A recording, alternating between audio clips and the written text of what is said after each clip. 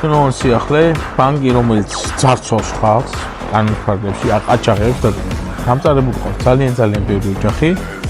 ჩვენი დაცქვეშყოფის უძრავი ქონება გადაფორმებული ქონდა დაბა ბაკურიანის სასტუმროს ტიპის. ჩვენ შევძელით შედეგი ის, რომ გავაჩერეთ აუქციონით საახსოვრო წარმოება ბანკის.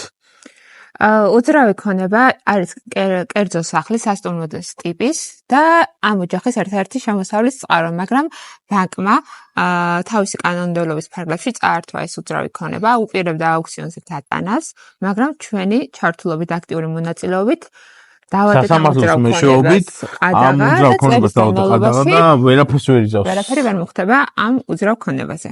ეს არის ძალიან კარგი შედეგი, მნიშვნელოვანი შედეგია, გამოსახლებას ბანკი ვერ შეძლებს და ეს და სხვა ასეთი მაგალითები ძალიან საინტერესოა. თუნდაც იმ ფაქტორის გათვალისწინებით, რომ ჩვენ წინა კვირაში მაგალითად თბილისში ანალოგიურად კერძო სასტუმროს ტიპის ფინაზე, რომელიც ღირებულებას $1,000,000 აღემატება, ანალოგიური შედეგი გავაკეთეთ. ამ საქმეზეც დაახლოებით ეს $1,000,000 აღემატება დაბა ბაკურიანში ეს ქონება მოწინააღმდეგე მხარე არის. ამ შემთხვევაში TBC ბანკი, წინა შემთხვევაში ხალიკ ბანკი იყო.